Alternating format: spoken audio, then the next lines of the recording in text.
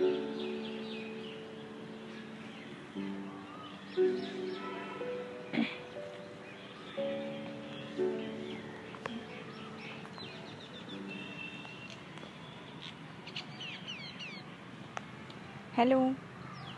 प्रयास चैरिटेबल संस्था में आपका स्वागत है।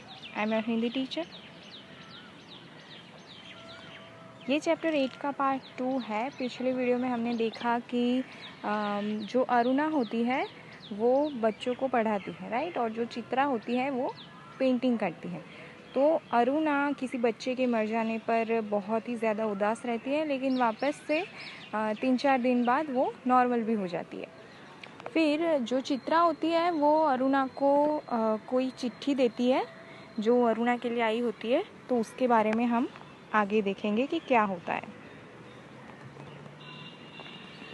अच्छा, तू लिखा कर रस भरी चिट्ठियाँ, हमें तो वह सब आता नहीं। वह लिफाफा फाड़ कर पत्र पढ़ने लगी। जब उसका पत्र समाप्त हो गया तो चित्रा बोली कि आज पिताजी का भी पत्र आया है। लिखा है, जैसे ही यहाँ का कोर्स समाप्त हो जाए मैं विदेश जा सकती हूँ। मैं तो जानती थी कि पिताजी कभी मना नहीं करेंगे। हाँ भाई, धनी पिता की इकलौती बिटिया ठहरी। तेरी इच्छा कभी टाली जा सकती है? पर सच कहती हूँ, मुझे तो सारी कला इतनी निरर्थक लगती है कि इतना बेमतलब लगती है कि बता नहीं सकती। किसी काम की ऐसी कला जो आदमी को आदमी न रहने दे। तो तू मुझे आदमी नहीं समझती? क्यों? ये कौन बोल रहा है? चित्रा बोल रही है अरुणा को कि क्या तुम मुझे आदमी नहीं समझती, इंसान नहीं समझती? तुझे दुनिया से कोई मतलब नहीं, दूसरों से कोई मतलब नहीं, बस 24 घंटे अपने रंग और तुलियों में डूबी रहती है।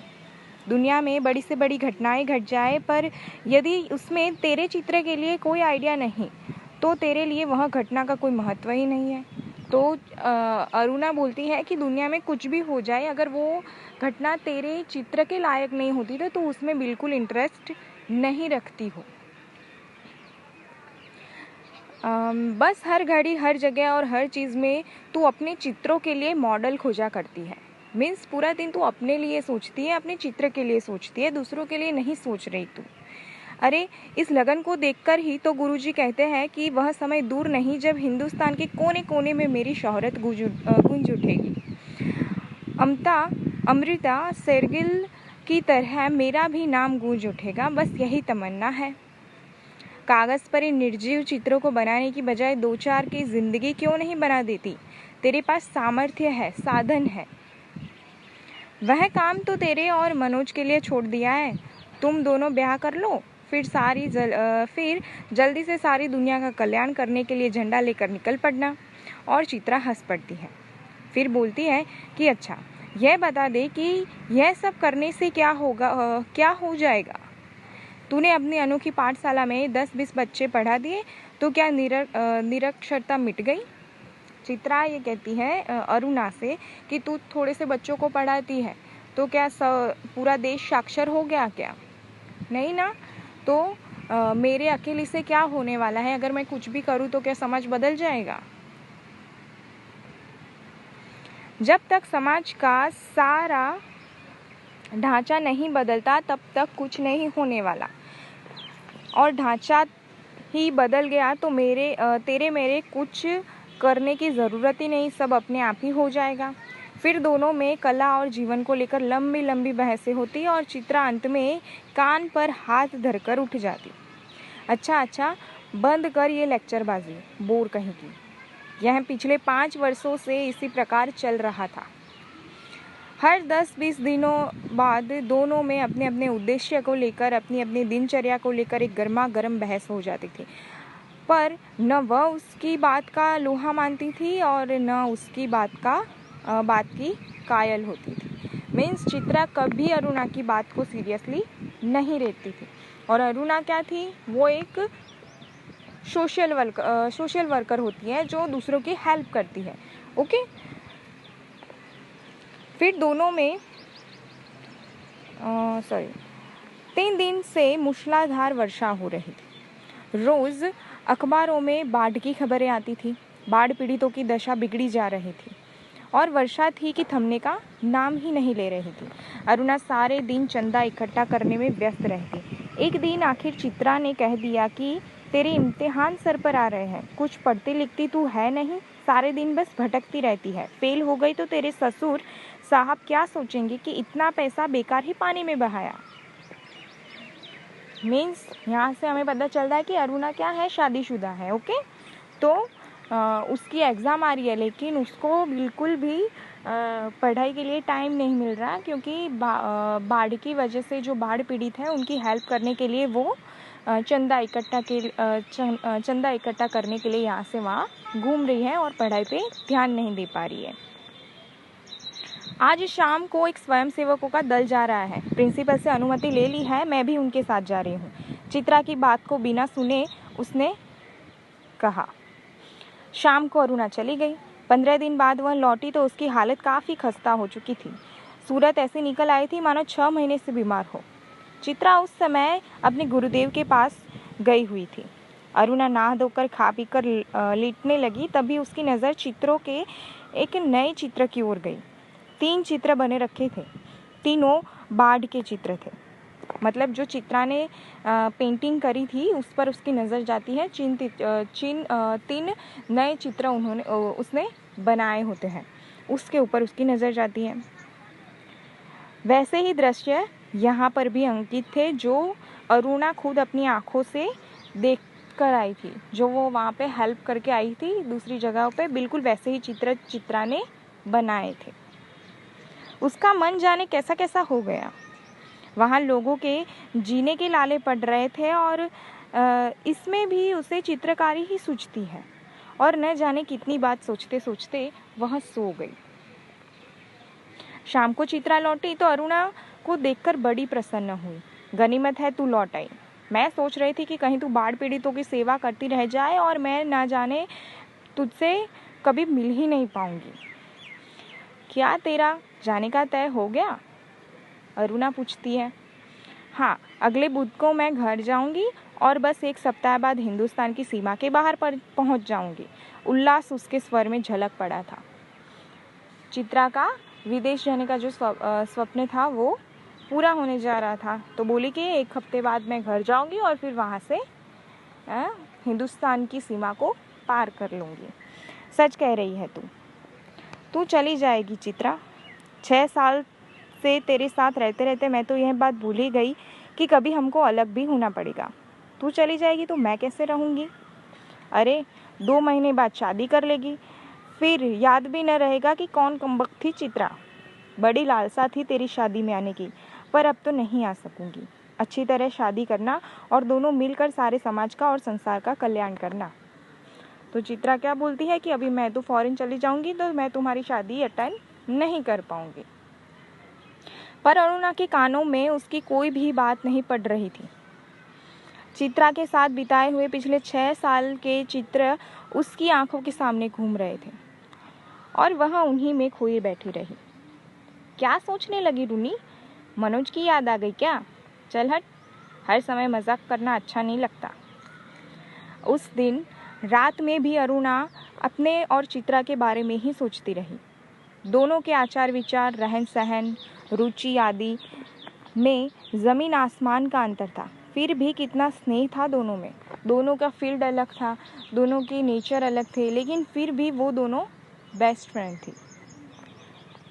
सारा हॉस्टल उनकी मित्रता को ईर्ष्या की नज़र से देखता था। जब उसके बीए के इम्तिहान थे तो चित्रा कितना ख्याल रखती थी उसका। वह अक्सर चित्रा को डांट दिया करती थी, पर कभी उसने बुरा नहीं माना। यही चित्रा जब चली जाएगी बहुत बहुत दूर, ये 2 महीने भी कैसे निकालेगी? और यही सब सोचते सोचते उसे वापस नींद आ जाती है। किसको? अरुणा को। आज चित्रा को जाना था। हॉस्टल में उसे बड़ी शानदार विदाई मिली थी। अरुणा सवेरे से ही उसका सारा सामान ठीक कर रही थी। एक एक करके चित्रा सब से मिलाई, फिर गुरुजी के घर की तरफ चल पड़ती है। 3 बज गए पर वो लौटी नहीं। अरुणा उसका सारा काम समाप्त करके उसकी राह देख रही थी। मतलब उसकी सारी पैकिंग वैकिंग अरुणा ने कर दी और चित्रा की राह देखने लगी कि वो गुरुजी के घर से वापस आ जाएगी। और भी लड़कियां वहाँ जमा थी। कई बार बार बार आकर पूछ जाती थी कि चित्रा लौटी या नहीं। 5 बजे की गाड़ी से वह जाने वाली है।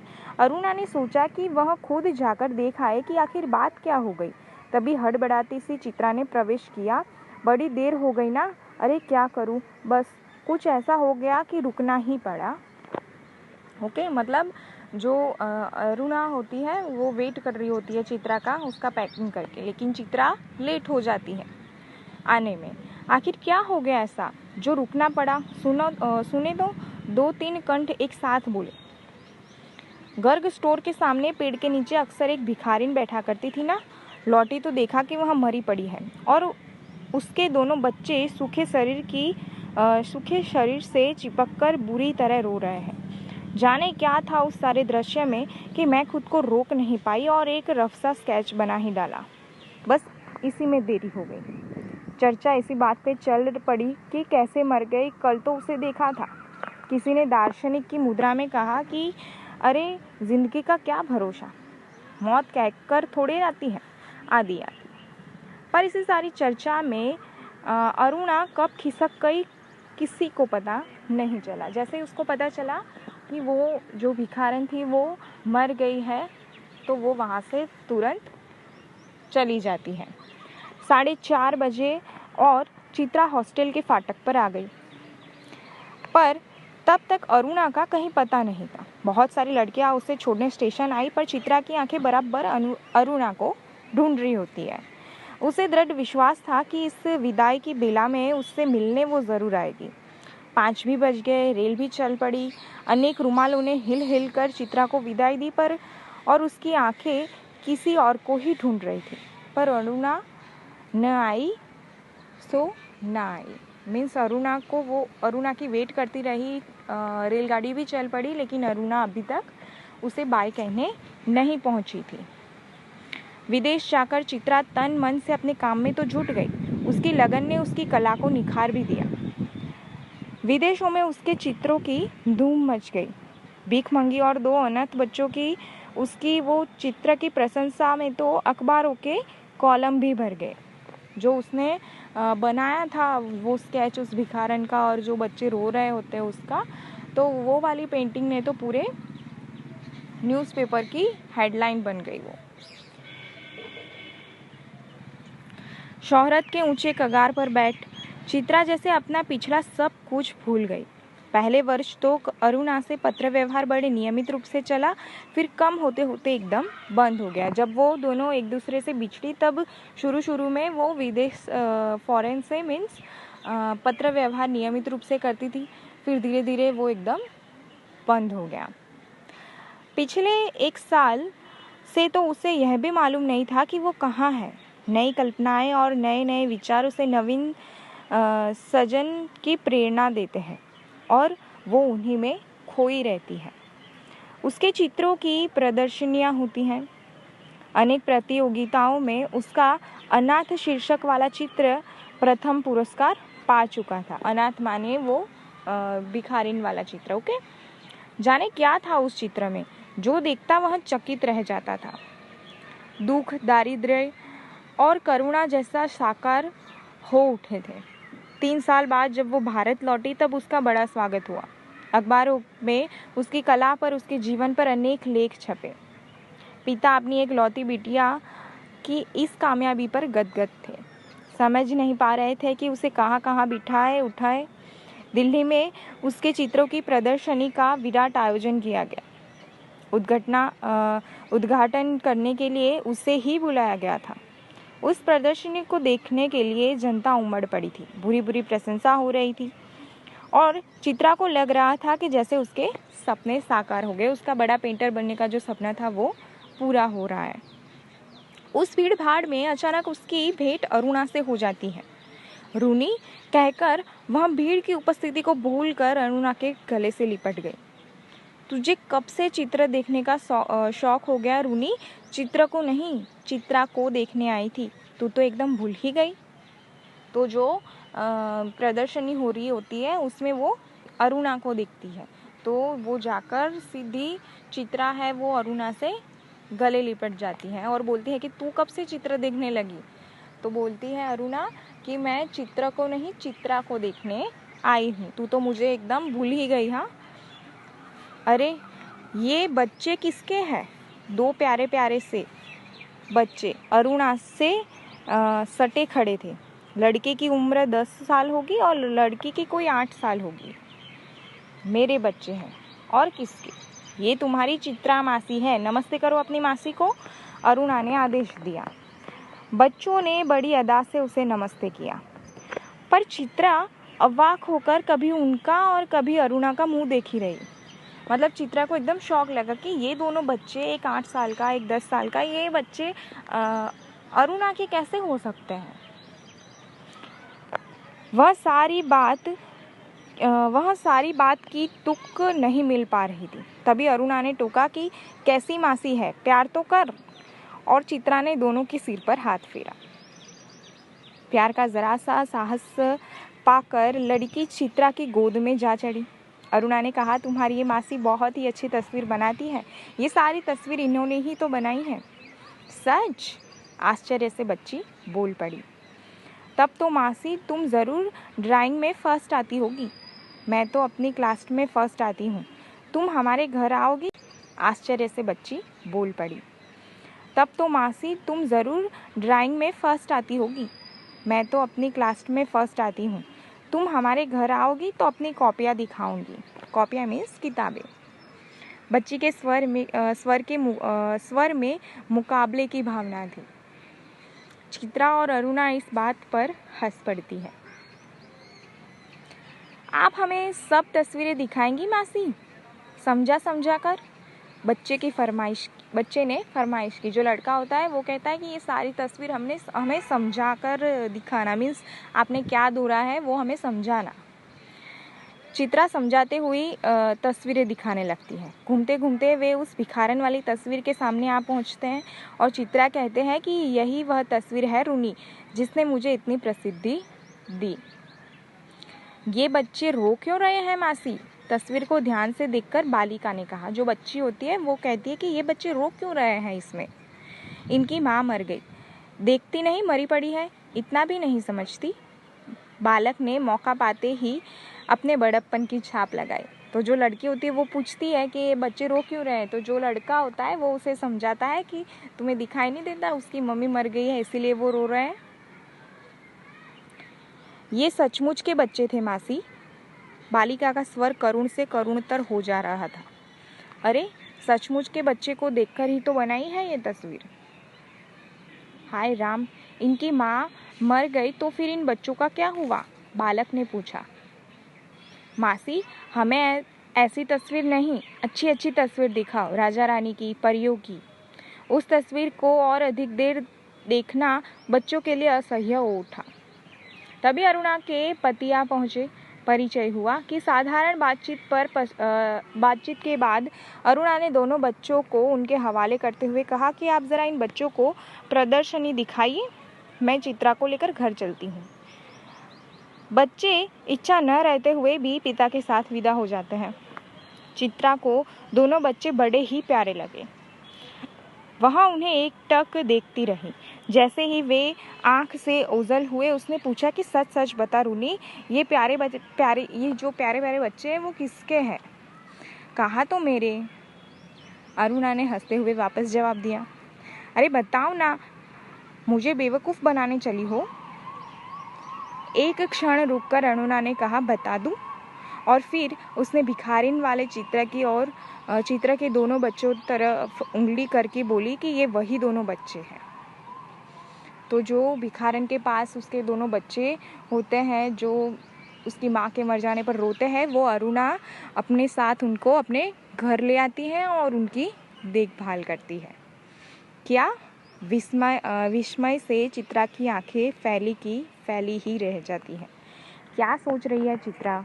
कुछ नहीं, मैं सोच रही थी कि पर शायद उसके विचारों में ही वो खो जाती है।